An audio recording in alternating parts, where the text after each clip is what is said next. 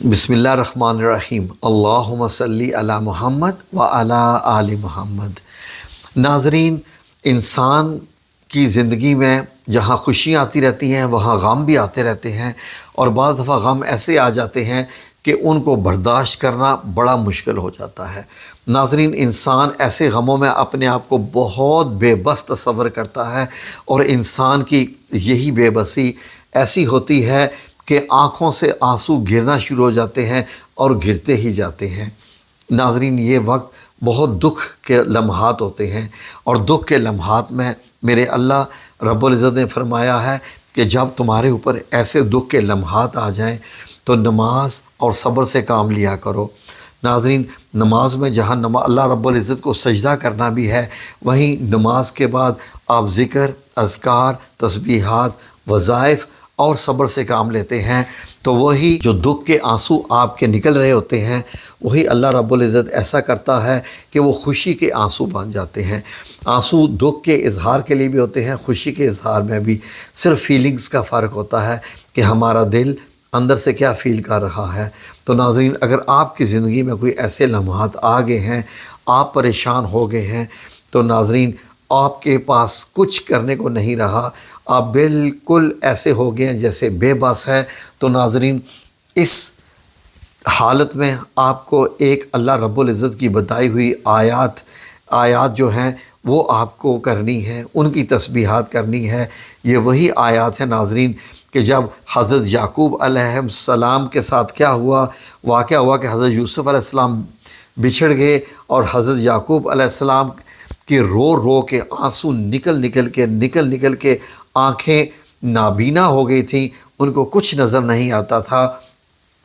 تو حضرت یعقوب علیہ السلام نے یہ والی آیت پڑھی تھی، اور اللہ رب العزت نے ایسا جو ہے وہ معجزہ دکھایا کہ ماشاءاللہ الحمدللہ سبحان اللہ۔ قرآن مجید میں موجود سورہ یوسف کا آپ ترجمہ پڑھ لیجئے کہ اللہ رب العزت نے ایسی خوشیاں نصیب کی کہ حضرت یوسف علیہ السلام جو ہے وہ بادشاہ بن گئے، مصر کے عزیز مصر بن کے، بادشاہ بن کے کرسی پر بیٹھے، اور اپنے والد محترم اور سب بھائیوں کو دعوت دی، اور ماشاءاللہ الحمدللہ ایسا ہوا کہ جب سب گئے تو بادشاہ کی فیملی بن گئی۔ ناظرین، اللہ رب العزت بڑا انعام دیتا ہے جب آپ اللہ رب العزت کو پکارتے ہیں۔ تو ناظرین، وہ آیت یہ ہے، آپ نے اس طریقے سے اس آیت کو پڑھنا ہے کہ اگر آپ صبح اس کو 70 بار پڑھیں اور شام کو ان آیات کو 70 بار پڑھیں، تو پھر دیکھیں اللہ رب العزت انشاءاللہ آپ کی زندگی میں غم کیسے خوشیوں میں بدل دے گا، غم خوشیوں میں بدل دے گا۔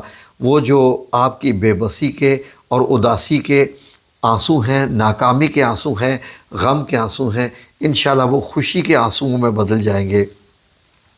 ناظرین، یہ آیات ایسی ہیں کہ حضرت یعقوب علیہ السلام کے بعد ایک وقت ایسا آیا کہ ہماری اماں حضرت عائشہ صدیقہ رضی اللہ عنہا پہ ایک ایسا وقت آیا، آزمائش آئی نبی پاک صلی اللہ علیہ وسلم پر بھی، کہ جب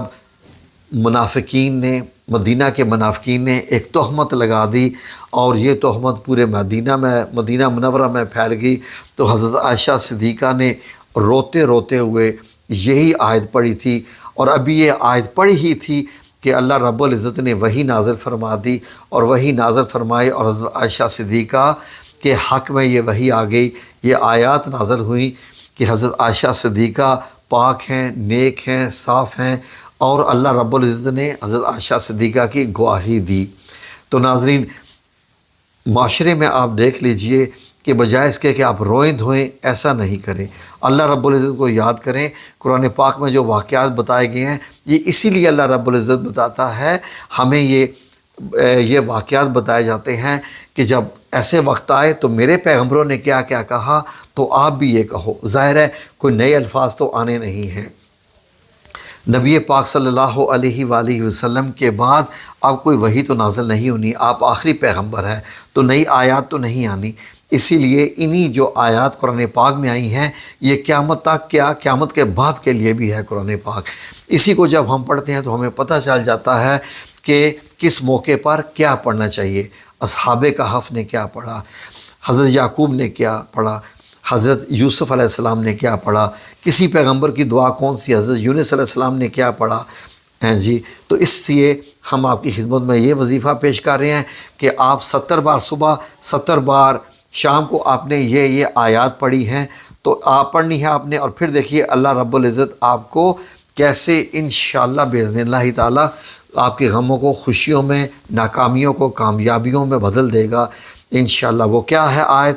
یہ اسکرین پہ لکھی ہوئی ہے، آپ اس کو دیکھ لیجئے غور سے۔ یہ ہے فَصَبْرٌ جَمِيلٌ وَاللَّهُ مُسْتَعَانُ عَلَى مَا تَصِفُونَ۔ یہ والی آیت حضرت یعقوب علیہ السلام نے بھی پڑھی تھی اور حضرت عائشہ صدیقہ رضی اللہ عنہا نے بھی پڑھی تھی۔ اس کے علاوہ آپ نے ایک اور آیت 70 بار ہی پڑھنی ہے، وہ کون سی ہے یہ بھی نوٹ کر لیجئے۔ اللہ لا الہ الا ہو رب العرش العظیم، اکٹھے پڑھیں تو اللہ لا الہ الا ہو رب العرش العظیم۔